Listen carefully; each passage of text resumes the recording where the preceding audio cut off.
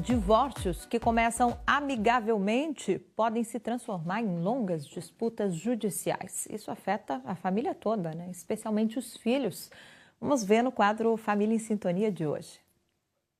A Marta vive há 7 anos um processo de divórcio. Ela decidiu se separar em 2019. No início, o processo seria amigável. Os dois assinaram um acordo que não foi muito longe. Quando chegou final do ano, a gente começou a entrar muito em atrito em relação à condução do tratamento com a minha filha, ali, festa de final de ano, convívio, porque como o meu ex-marido já tinha constituído nova família, eu não gostaria que a minha filha tivesse tanto convívio, eu achava ela muito pequena, porque ela não entendia como que o relacionamento tinha terminado. Aí o que aconteceu? A gente começou a tritar até que ele me agrediu.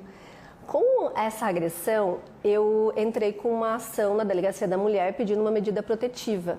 Em retaliação a essa medida protetiva, ele entrou com uma ação no litigioso pedindo a guarda da minha filha e ele conseguiu essa guarda. Então, da noite para o dia, aquele processo que a gente tinha começado, que era amigável, ele se tornou litigioso. No Brasil, os divórcios podem acontecer de forma extrajudicial, direto num cartório. Podem também acontecer judicialmente de forma amigável, em comum acordo, ou de forma litigiosa, que é quando existe algum tipo de conflito e o processo vai para o Poder Judiciário.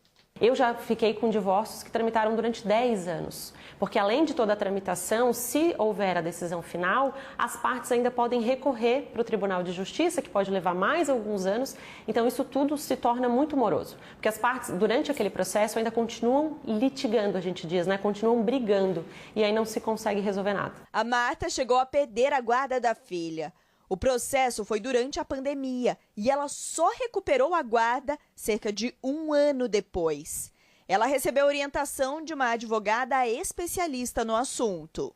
Eles deixam de ser marido e mulher, mas nunca vão deixar de ser pais. E muitas vezes, na maioria dos casos, começam as discussões. Como que vai ser a guarda daquela criança? Quantos dias na semana aquela criança vai ficar com o pai, vai ficar com a mãe? Quanto de pensão alimentícia vai ser paga? Então eu sempre digo, né, quando eu percebo que há esse conflito muito grande entre o pai e a mãe, quando a pessoa me procura, eu digo, olha, você tem que ter um advogado e você tem que ter um psicólogo junto, para orientar aquela criança e orientar o pai e a mãe também, porque a criança vai ter consequências para o resto da vida desse divórcio. Nesse processo, o equilíbrio entre os interesses de cada uma das partes é fundamental. O caso da Marta está prestes a ser finalizado, mas ela ainda lida com o empenho emocional dedicado à situação. Eu acho que isso acaba prendendo, né, a tua vida, tu fica preso naquilo, porque tu tá divorciado daquela pessoa não faz mais parte da tua vida, ao mesmo tempo, juridicamente, tu continua tendo que ter contato com aquela pessoa, o que é extremamente desagradável. Então, sem uma pessoa, um advogado ali do teu lado que compreenda, né, a tua situação também emocional, eu acho muito difícil que a pessoa consiga se recuperar rápido ou com facilidade, assim, acaba sendo muito traumático.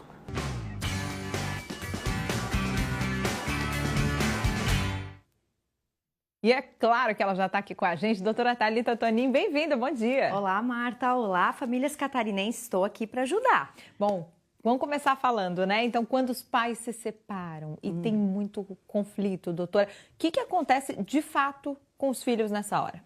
Sim, os filhos, eles vão sentir bastante, não há como evitar, mas a ciência já comprova que a separação em si não é o que traumatiza a criança. O que traumatiza é a maneira que os pais falam sobre isso e o conflito entre os adultos mal conduzido. Quando os pais brigam na frente dos filhos, falam mal um do outro ou usam a criança ali como mensageira entre as duas casas, o sistema nervoso dela entra em estado de alerta permanente, Marta. E uma criança em alerta constante não aprende, quase não brinca, não dorme bem, muitas vezes até a alimentação fica prejudicada.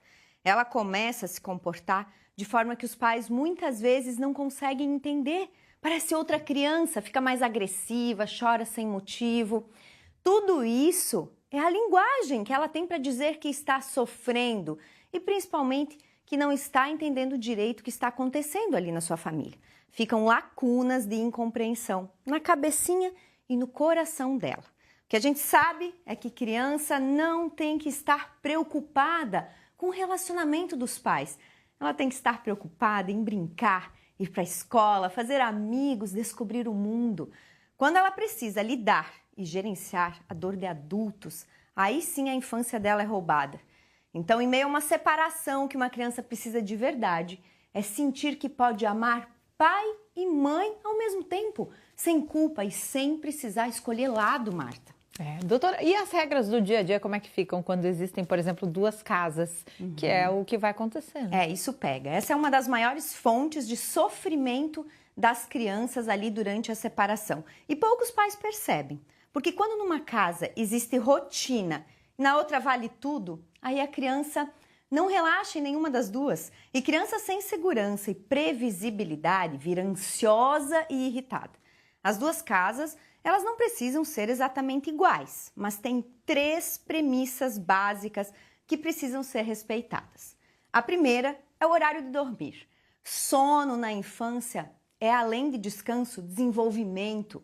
É durante o sono que o cérebro da criança vai consolidar o aprendizado, vai regular as emoções, organiza tudo aí que viveu no dia.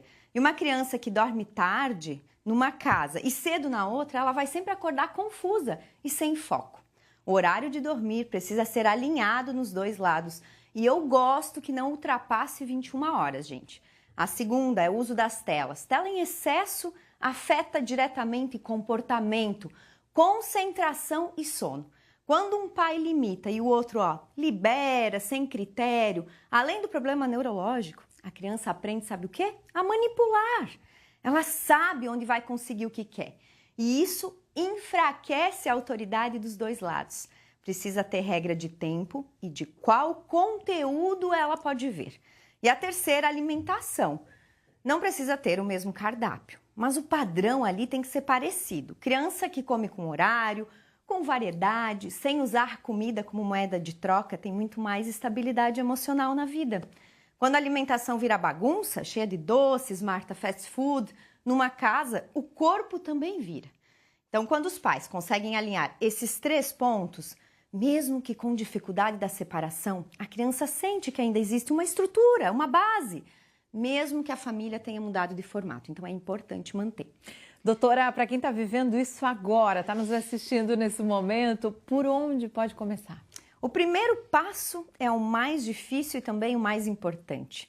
Separar o fim do casal do exercício da parentalidade. São 2 coisas completamente diferentes. Você pode estar com mágoa, com raiva, com dor. Isso é verdadeiro? A gente sabe que é.